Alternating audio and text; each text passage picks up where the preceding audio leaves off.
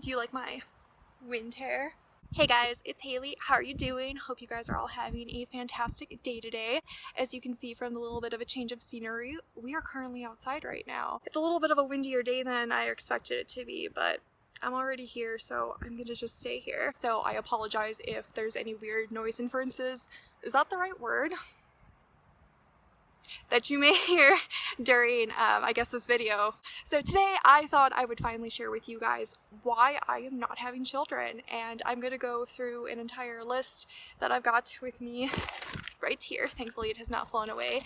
I know there's a lot of people that are genuinely curious why someone may not want to have children, whether it be someone who isn't a child-free person themselves, but maybe questioning, why someone else may not want to have children, or someone else who is a child-free person like me who, maybe needs some validation on their reasonings why they don't want children. Because I know when I was really diving deep into my child-free lifestyle and looking to get sterilized and having to come up with my reasonings and having to think about the reasonings why, I always felt like there was some kind of validation missing from that. So I hope that maybe this video can help you out with that.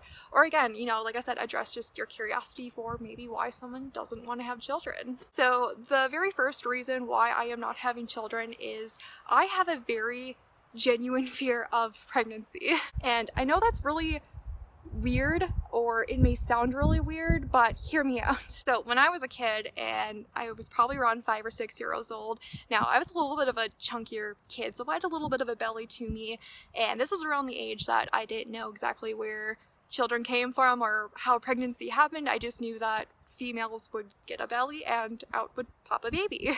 So I didn't fully understand the mechanics, I suppose, around words, Haley, words. The mechanics around how children or babies are made.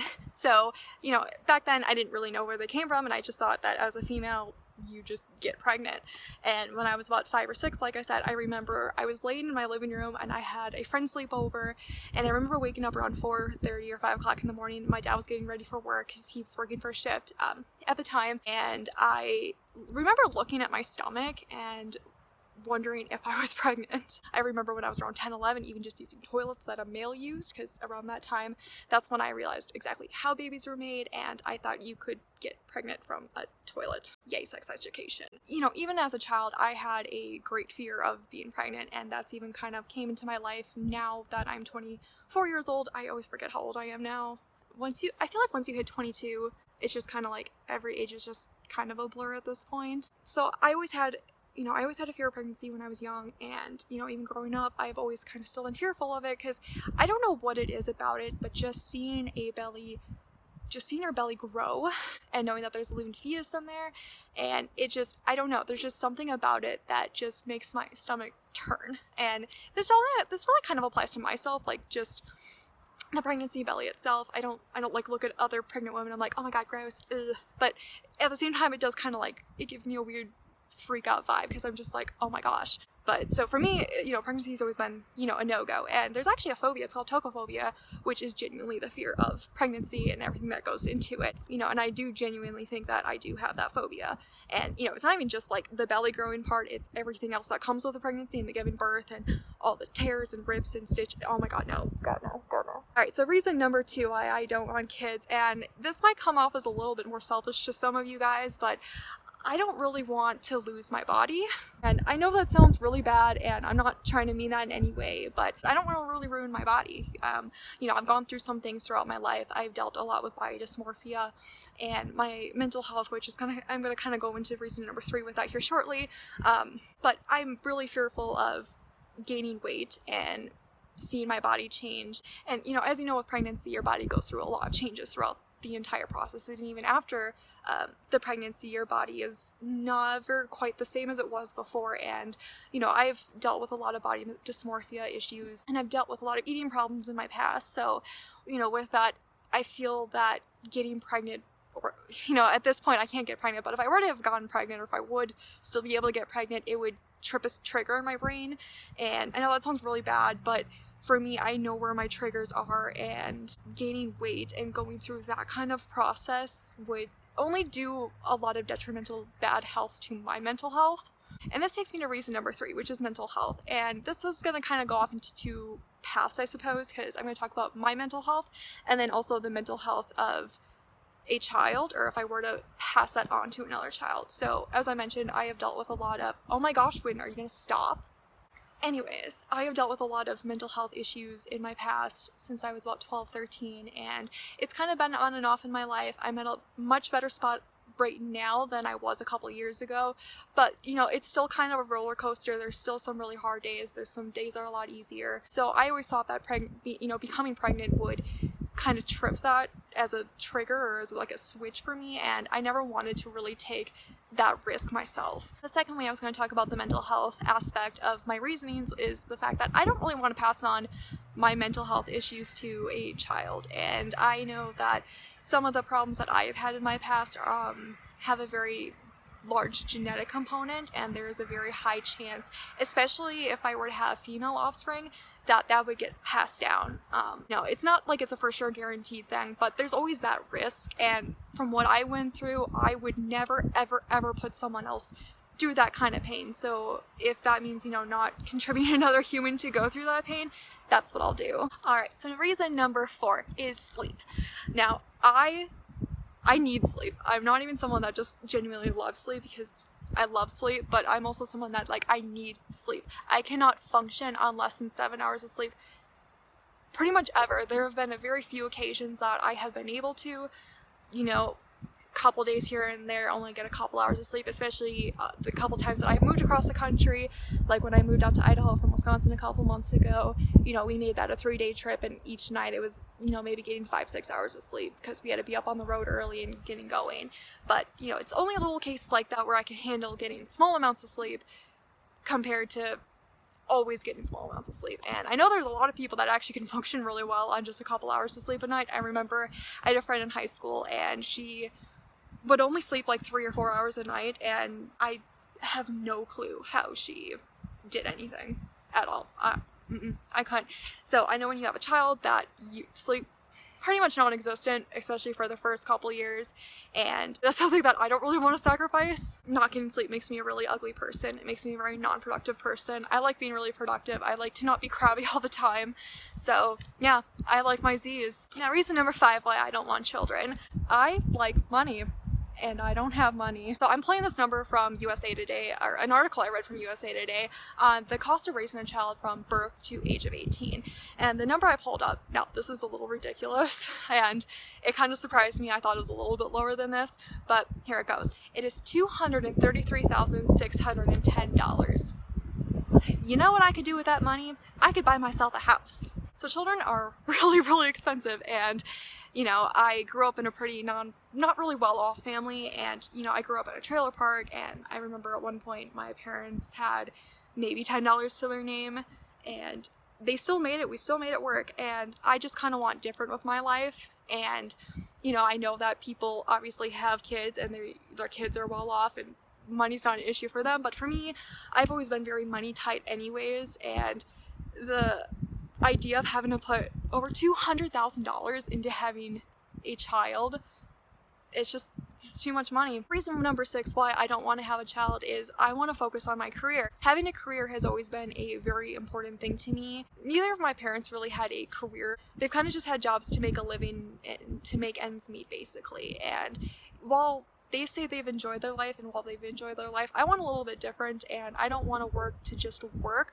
I want to work to have a career and to enjoy what I do. I want to love what I do, and, you know, I'm very big into being a self-sufficient person, and I don't ever want to personally be like a stay-at-home parent, or, you know, I know when you have to take like maternity leave and paternity leave, there's so many weeks you spend at home with a child, and for me, I don't want to sacrifice having to take that time off to start raising a child, and number 2, I have a hard time trying to focus on a few things at a time, and I know having a child would be a really big distraction from my career. You know, I've had a few friends who have kind of lost themselves to having a child, and, you know, they've had dreams of having a career. I actually had a friend who wanted to become a veterinarian, and now I'm not sure what she does, but she had a kid not too long ago, and, you know, I know she had to give up that dream of hers, and I don't really want to give up my dream. And, you know, my dream is to become really involved with environmental conservation. So I want to focus more on that than, you know, having a child. And so reason number 7 why I don't want children is relationships. Now, I know every relationship's different, but I know that having children really puts a little bit of a wrench, not a wrench, like a twist in a relationship or a marriage, because it's another responsibility. It's another factor involved in that relationship, and obviously with children they're always going to be the number one priority. They have to be. They're super dependent. They can't take care of themselves. They rely on the parents. So, you know, that kind of, I know this is going to make me sound a little bit selfish as well, but for me, I also want to be my partner's number one priority. You know, I was in a relationship a couple years ago before I met Brandon. Oh look, it's the sun. Sorry, the sun's up right now and it's a little bit lovely. And the guy I was with actually had a child, and, you know, at the time I knew I didn't want kids, but I was open to the idea of possibly dating someone with a child, and I figured, you know, why not try it? And that relationship didn't last too long. It became a really big issue for me when I felt like my needs weren't ever being met, and that was because I was not being that number one priority because of the child. And, you know, I 100% respect that, and I totally 100% get that. So with that relationship, I already knew that, okay, even having kids is just, no, I'm not someone that can be a second priority, especially with my partner. I want my partner to be my number one go-to person, and I also want them to be my number one as well. Wow, you can really see the kind of crappiness of my skin in this light. I'm so sorry. So reason number 8 why I'm not having kids is noise. Noises tend to give me a lot of anxiety, especially noises that I really can't control, or noises that are so minute, whatever, and they irk me just a little bit. Like, for example, people chewing. I don't like the sound of people chewing whatsoever. It just So I think about people drinking water. Like, I can sit in a classroom and hear someone drinking water from across the room, and that noise bothers me. And obviously children come with noises. As babies, they're super crying and all over the place, and then as children and as toddlers, they get a little bit more babbly and talkative. And for me, it's an annoyance thing, and I don't want to annoy myself, I guess, by having children and bothering myself with those noises. That probably makes me sound really horrible, but it is what it is. So reason number 9 on why I am not having children is traveling. I love traveling. I love going on adventures. Brandon and I actually go on adventures all the time, at least once a week. We like to take a drive at least for a half hour, find a new spot to hike, and, you know, just spend the day hiking. Actually, just Monday this week, we drove 3.5 hours east in Idaho, like to central northern Idaho.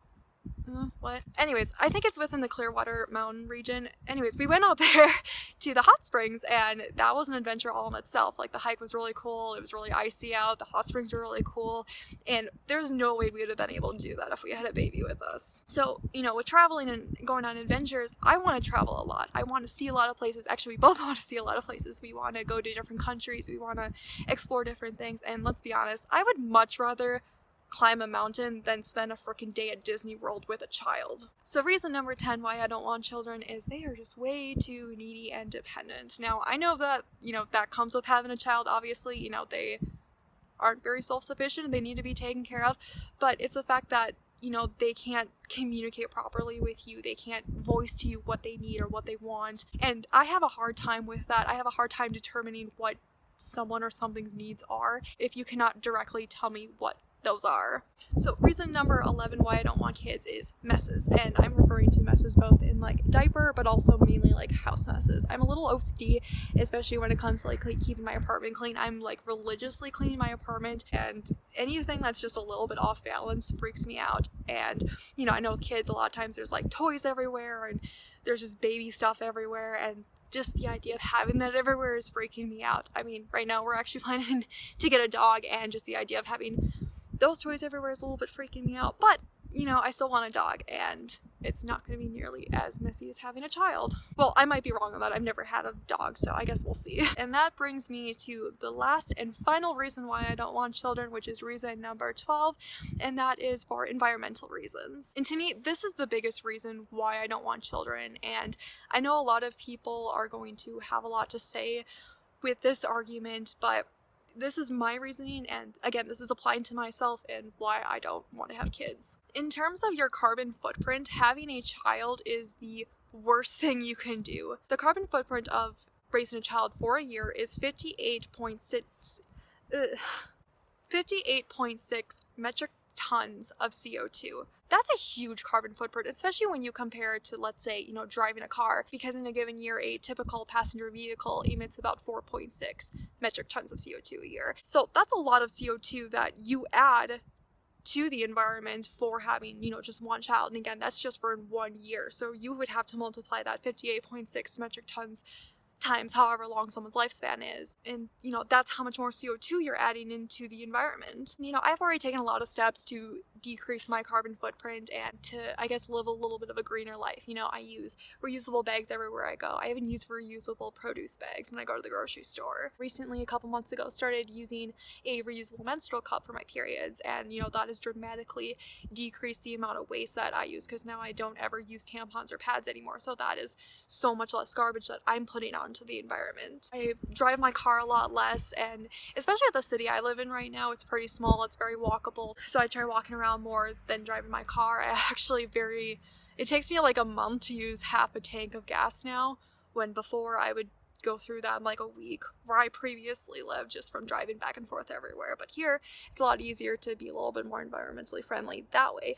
But overall, you know, obviously the best way for me that I found that I can help out with, you know, decreasing my carbon footprint and helping out the environment more is by not having children. So if this is one thing I can do to help out, so be it. And that, everybody, is the reasons why I am not having children. So thank you so much, guys, for watching this, and I hope that this video was helpful, whether, you know, to help validate your reasonings why you don't want to have children, or again, to just address your curiosity why someone may not want to have children.